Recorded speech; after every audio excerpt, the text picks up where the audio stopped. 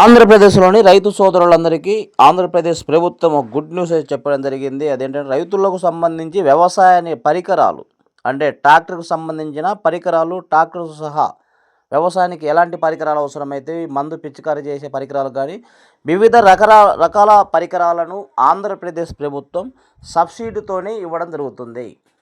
SC, ST మహిళా రైతులకైతే కూడా 50% సబ్సిడీ, మిగతా రైతులకి 40% సబ్సిడీతోని వ్యవసాయ పనిముట్లు, పరికరాలను ఇవ్వడానికి ప్రభుత్వం నిర్ణయం తీసుకున్నది.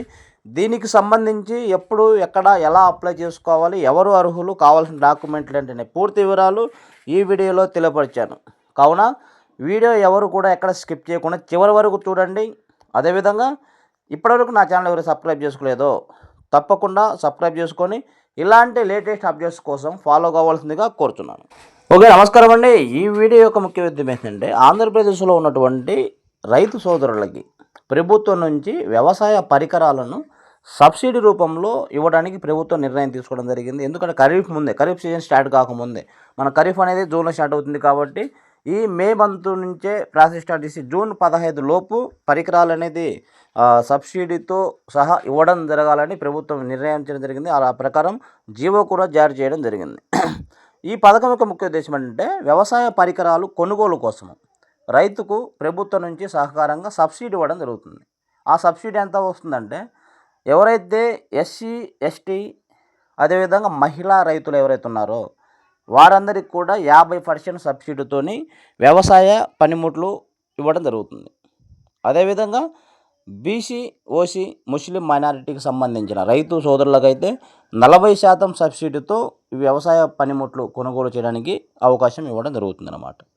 అయితే దీనికి ఎవరు అర్హులు అనే మనం చూసినట్లయితే ఎవరైతే పొలం పాస్బుక్ ఉన్న ప్రతి ఒక్క రైతు కూడా ఈ పథకానికి అర్హులు. అదేవిధంగా ఒక కుటుంబంలో ఒకరికి మాత్రమే అవకాశం ఉంటుంది. అంటే ఒక రేషన్ కార్డులో ఇద్దరికి పాస్బుక్లు ఉండొచ్చు, కానీ ఇద్దరికి అనేది ఈ పథకం వర్తించదు. రేషన్ కార్డుకి ఒక వ్యక్తికి, ఒక రైతుకు మాత్రమే అవకాశం ఉంటుంది. అదేవిధంగా 2024-25 ఆర్థిక సంవత్సరంలో రాయితీ పొందినవారు 2024-25 సంవత్సరంలో రైతుకు సంబంధించి ఏ రకమైన సబ్సిడీ అయినా కానీ పొందినవారు ఎవరైనా ఉన్నట్లయితే వారికి ఈ పథకం వర్తించదు. బాగా గుర్తుంచుకోవాలి. 2024-25 ఫైనాన్షియల్ ఇయర్లో పరికరాలు పొందొచ్చు, ఏదైనా కానీ ప్రభుత్వం నుంచి వచ్చే రైతు వాటాకు సంబంధించి సబ్సిడీ పొందిన వారికి ఈ పథకం అయితే వర్తించదు. అదేవిధంగా మనం చూసినట్లయితే కౌలు రైతులు ఎవరైనా ఉన్నట్లయితే CCRC అనే కార్డు ఉన్న వారందరూ కూడా ఈ యొక్క పథకానికి అప్లై చేసుకోవచ్చు. అదేవిధంగా గత 3 సీజన్లలో పంటలు పండి సాగు చేసిన రైతులు మాత్రమే అర్హులు. చాలామంది రైతులు పొలం ఉంటుంది, పాస్బుక్లు ఉంటాయి, కానీ వాళ్ళు పంట చేయరు, భూమి సాగు చేయకుండా వదిలేదు. అలాంటి వారికి అర్హత లేదు. బీడు భూములు పెట్టిన రైతులకి అర్హత లేదు. ఇది ఏ విధంగా చూస్తారు అనే విషయాన్ని మనం చూసినట్లయితే గత ఒక 5-6 సంవత్సరాల నుంచి మన ఆంధ్రప్రదేశ్లో చూసినట్లయితే రైతు వారీగా పంట వేస్తున్నప్పుడు క్రాప్ బుకింగ్ చేయడం జరుగుతుంది. ఆర్బీకే రైతు సేవా కేంద్రంలో క్రాప్ బుకింగ్ చేయడం జరుగుతుంది. ఏ రైతు ఏ సర్వే నెంబర్లో ఏం పంట వేస్తున్నారు అనే విషయాన్ని క్రాప్ బుకింగ్ చేయడం జరుగుతుంది. క్రాప్ బుకింగ్ డేటా కూడా ఆన్లైన్లో తీసుకోవడం జరుగుతుంది. ఏ రైతు పంట వేస్తున్నది వేయనిది ఆన్లైన్లో గవర్నమెంట్కి తెలుస్తుంది. కాబట్టి గత 3 సీజన్లలో ఏ రైతు అయితే పంట పండిస్తున్నాడో ఆ రైతుకు మాత్రమే ఈ యొక్క పథకం వర్తిస్తుంది. ఇది ప్రతి ఒక్కరూ జాగ్రత్తగా గమనించవలసిన విషయం. ఓకే, చాలామంది రైతులు పొలం వేస్తూ ఉంటారు, కొంతమంది క్రాప్ బుకింగ్ కూడా చేసుకోరు. అలాంటి వారికి వర్తించదు. ఎందుకంటే ప్రభుత్వం దృష్టిలో మీరు గత 3 సీజన్లలో పంట పండించలేదని తెలియబడుతుంది. అందుకని క్రాప్ బుకింగ్ అనేది చాలామందికి తెలియకపోయినది, కొంతమంది చేయించుకుంటారు. క్రాప్ బుకింగ్ ఉన్న రైతులకు మాత్రమే వర్తిస్తుందనే విషయాన్ని కూడా ప్రతి ఒక్కరు గుర్తుంచుకోవాలి. ఓకే, ఈ పథకానికి మనం అప్లై చేయాలంటే మనకు ఎలాంటి డాక్యుమెంట్స్ కావాలి అనే విషయాన్ని మనం గమనించినట్లయితే ప్రతి ఒక్కరికి పట్టాదారు పాస్బుక్ అనేది కంపల్సరీ కావాలి. అదేవిధంగా ఆధార్ కార్డు కావాలి. ఫోన్ నెంబర్ ఏదైతే ఆధార్ కార్డుకు లింక్ అయ్యిందో దానికి ఓటీపీ వస్తుంది, ఆ ఫోన్ నెంబర్ కూడా తప్పకుండా ఉండాలి అప్లై చేసేటప్పుడు. అదేవిధంగా కౌలు రైతులైతే CCRC కార్డు అనేది తప్పకుండా కావాల్సి ఉంటుంది. మన ఎస్సీ, ఎస్టీ క్యాస్ట్కు సంబంధించిన రైతులైతే క్యాస్ట్ సర్టిఫికేట్ తప్పకుండా పెట్టాలి. అదేవిధంగా రేషన్ కార్డు ఇవ్వాల్సి వస్తుంది, ఆ బ్యాంక్ అకౌంట్ కూడా ఇవ్వాల్సి వస్తుంది అన్నమాట. ఈ డాక్యుమెంట్లు 5 రకాల డాక్యుమెంట్లు ప్రతి ఒక్కరు దగ్గర పెట్టుకున్నట్లయితే ఆన్లైన్లో అప్లై చేసుకునే అవకాశం ఉంది.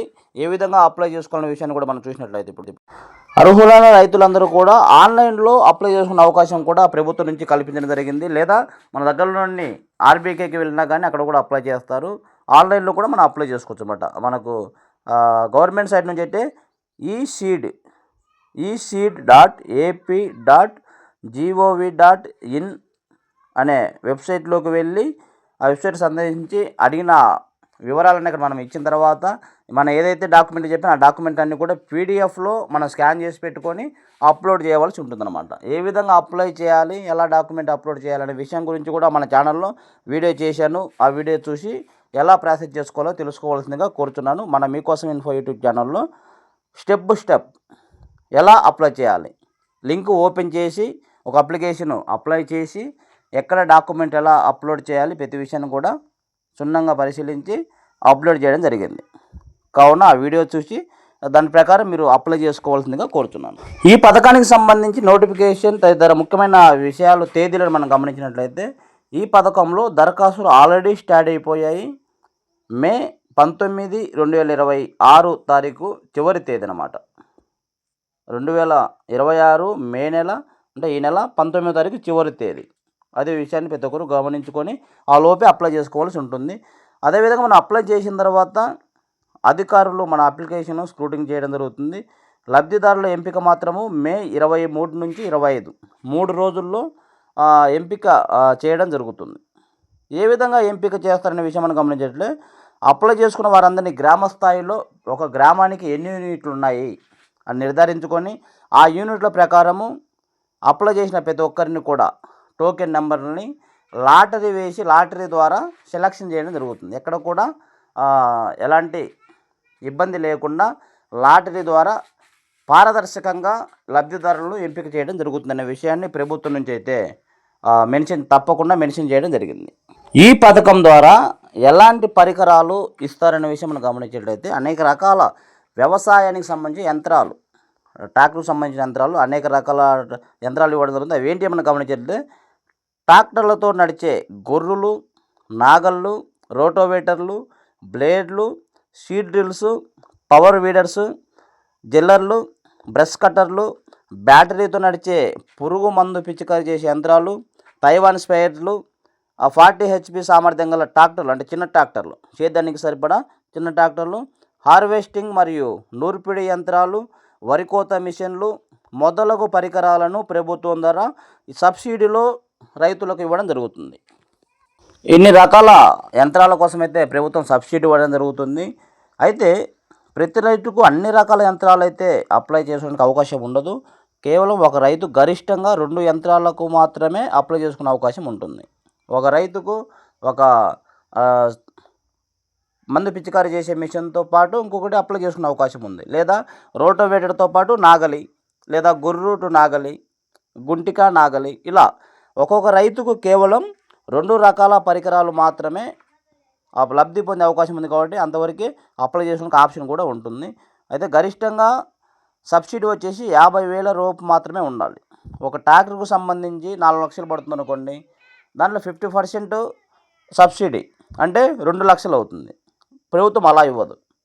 ఎలా ఇస్తుందంటే మన సబ్సిడీ గరిష్టంగా 50,000 లోపు మాత్రమే ఉంటుందన్నమాట.